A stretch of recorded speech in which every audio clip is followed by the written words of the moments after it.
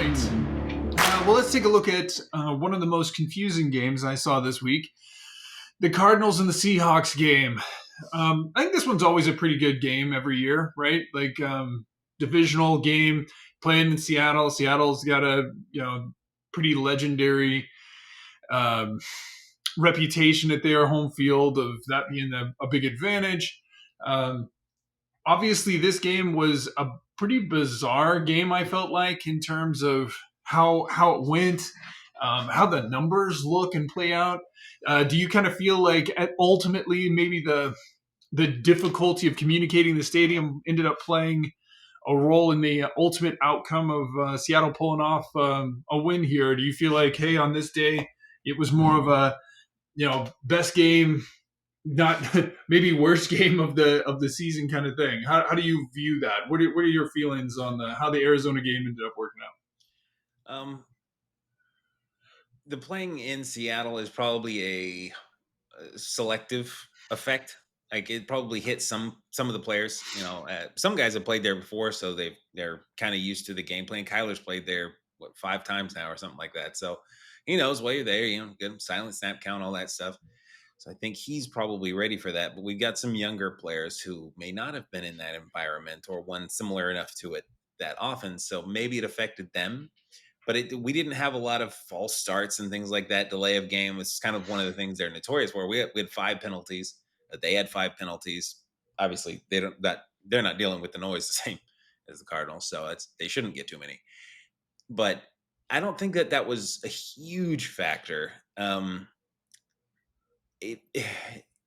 shortest, first of all, I think they played a really good game. I hate giving them any credit, but I think they played a real there was an inordinate amount of excitement from the sideline whenever they do something, and the players themselves. I've seen some Seattle games this year, some bits of them at least, and there's not this much excitement all the time, which made me kind of feel like, man, are they treating this like it's the Super Bowl? Which you'll get that some years, and in college you'll see it where Right. Arkansas plays really well against Alabama, and it's week 5 or whatever, and the fans storm the field at the end if Arkansas wins, and it's week 5, guys, come on.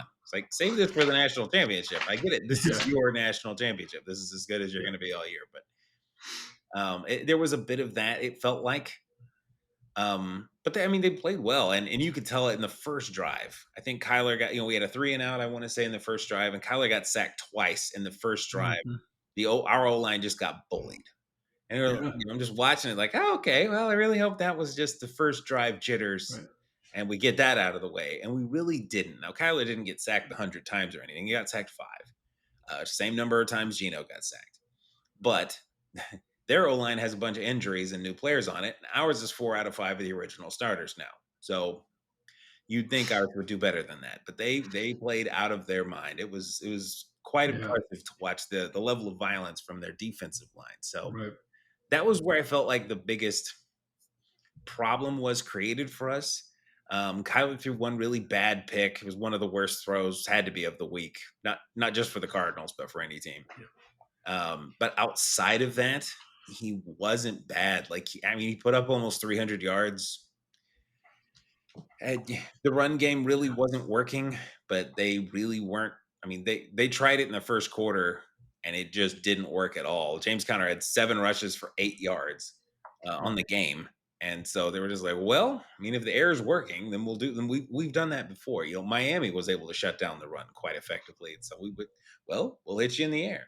But it worked much better there, obviously. So missed opportunities. This game is closer even than the score implies. We had a missed field goal at the end of the game. That pick 6 probably doesn't happen in most games. Just little things like that. So yeah, that's the negatives. For the positives in this game, even though I'm not much for moral victories, Trey McBride's a beast. Loving that guy.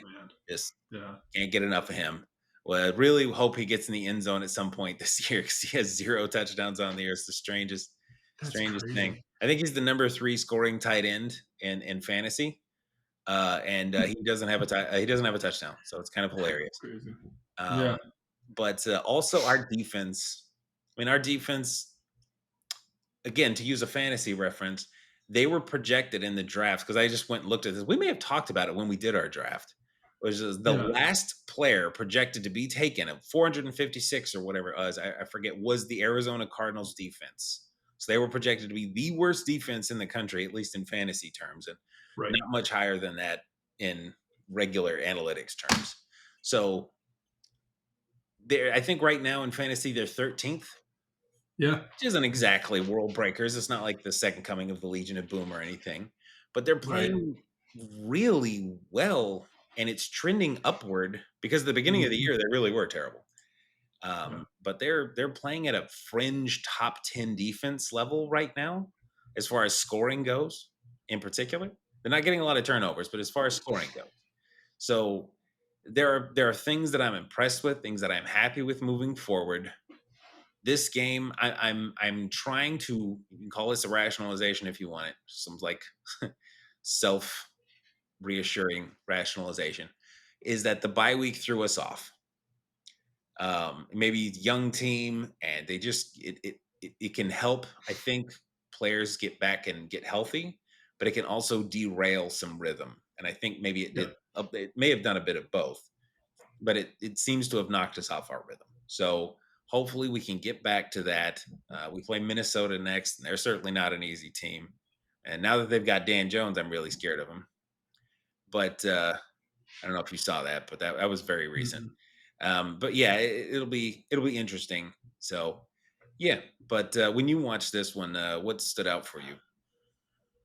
I just this one's one of those 2 + 2 = fish kind of things. It just did not make any sense. You know, the your offensive line, I don't think your offensive line was necessarily expected to be top 5 or any of that anyway, but this was unusual. Like, it was an unusual situation. We've talked all year, probably the last 4 games anyway, about how Kyler stayed out of trouble. He's not getting sacked.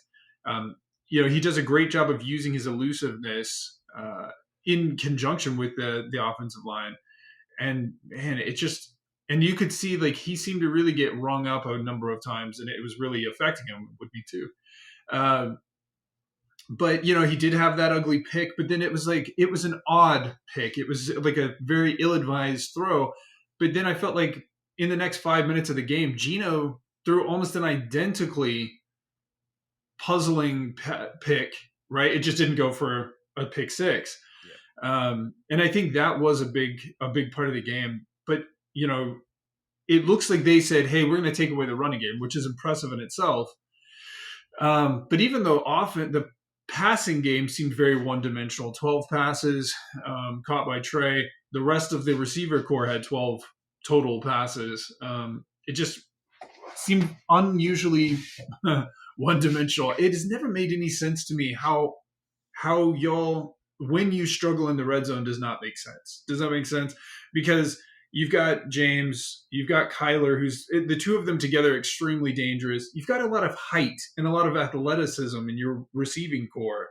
So it just, how do we not see effective touchdown? Now, I think, of course, as soon as the announcer said it during the game that, like, within the 10-yard line, y'all always score. And then, of course, that was the time you didn't score. They jinxed you on that one. I'm calling it there. But Trey, of course, looks great. But like you said, like, they've got to find a way to get in the end zone with some of those. But I really was not all that impressed with. I was not personally all that impressed with the offense on Seattle. They had one big passing play to Smith Jigba, right? And it was a big play. It was a big play. But outside of that, you shut down the run game. You were after Geno Smith, which is no easy feat. And then you held a lot of the receiving core, which is DK Metcalf, which is no easy thing. So I was really impressed with a lot of the ways that Arizona played, and then they still didn't come out with a win. So it's very strange. It's not even that they didn't just come out with a win. Odd things happen all the time in football, but they didn't get in the end zone. Just didn't, even replaying it in my mind doesn't even make sense. So it's not something I would expect to see regularly. I'm not even sure I would think if these two teams played again tomorrow that this would be the outcome. So yeah, I'll be interested to see how they play in their next game. It will be a tough game coming up for Arizona for sure, but I'm looking forward to it. I'm expecting them to kind of get back on the track that they were already on. Hopefully, the defense kind of stays in the mode where they are because it's a good place to be. So anyway, those are my thoughts. Any final thoughts from you on it?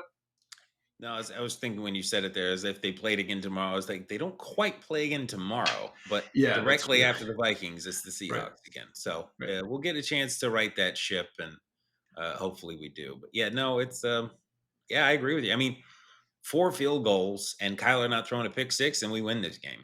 Like Yeah, it was a weird game, and we didn't come out on top. So kudos to them. They're back on top of the division. I think they were on top of it from like week 1 to week 5 or 6 or something like that, but then slipped, and maybe they're figuring something out. So we'll see moving forward. But I agree with you. I thought this, and again, it's going to sound conceited, but I felt this was more about the stuff we didn't do than the stuff that they did, right. I aside agree. from their pressure at the line of scrimmage. So uh, that was just awesome. I mean, I hated seeing it, but that was quite impressive. So, but yeah, we'll see. I'm definitely ready to get to